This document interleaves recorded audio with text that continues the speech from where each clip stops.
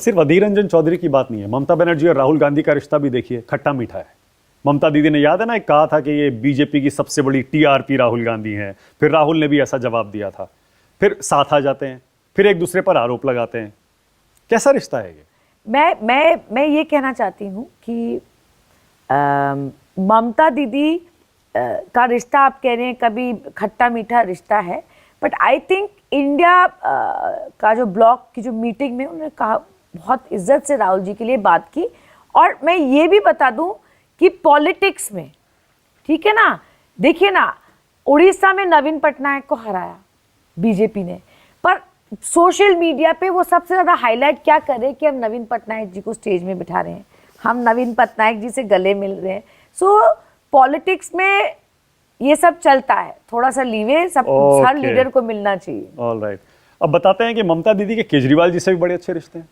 बिल्कुल, बहुत अच्छे रिश्ते हैं। मेरा मानना है कि ममता दीदी केजरीवाल से उनका बहुत अच्छा रैपो है, हेमंत सोरेन जी से बहुत अच्छा रैपो है, बाकी कई स्टालिन जी नहीं, से मैंने बहुत केजरीवाल अच्छा जी का नाम इसलिए लिया क्योंकि आपने तो अपनी कांग्रेस वाली पॉलिटिक्स दिल्ली में की।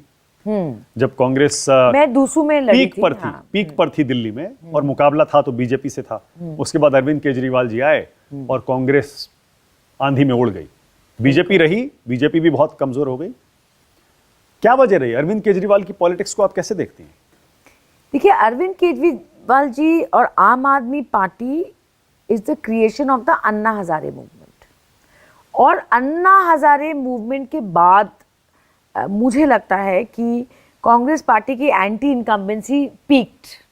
Yes, means people made up their mind कि अब हम यूपीए या कांग्रेस को वोट नहीं देंगे। उससे जन्म हुआ आम आदमी पार्टी की, because they made corruption a very big issue. So और एक और चीज़ है कि दिल्ली के राजनीति में मैंने नोटिस किया है कि जो अर्बन, जहाँ पे अर्बन सीट ज़्यादा होते हैं, ऑर्गेनाइजेशन बनाना और भी टफ हो जाता है। इट्स वेरी टफ बिकॉज शहर के लोग व्यस्त रहते हैं, संगठन के लिए टाइम नहीं होता, कोई सभा में आता नहीं है। सो मेरा मानना है कि कांग्रेस पार्टी बहुत तजुर्बा है, वो ज़रूर उसको ठीक करेंगे, मेरा ये मानना है। बट मेरा ये भी मानना है कि केजरीवाल जी को आजकल जेल में जो डाला हुआ है उसका एक ही कारण है, क्योंकि भारतीय जनता पार्टी आने वाले विधानसभा चुनाव में आम आदमी पार्टी को कमजोर करना चाह रही है। तो मेरा मानना है, तो जीत गई कांग्रेस और आम आदमी पार्टी मिलकर लड़े, फिर भी 7 सीटें जीती है। बिल्कुल, पर आप ये पहले, आपको याद है कि बीजेपी स्वीप कर गई थी 2014 में दिल्ली में, with in 6 months they could not, और वाइसा वर्सा, असेंबली में हार जाती है बीजेपी। एग्जैक्टली, इसीलिए उन्होंने केजरीवाल जी के खिलाफ केस करके थ्रू ईडी सीबीआई जो भी है उनको जेल में बंद कर रखा। मतलब असेंबली में आप कह रही हैं फिर से आ जाएंगे इस बार? It means he is a factor.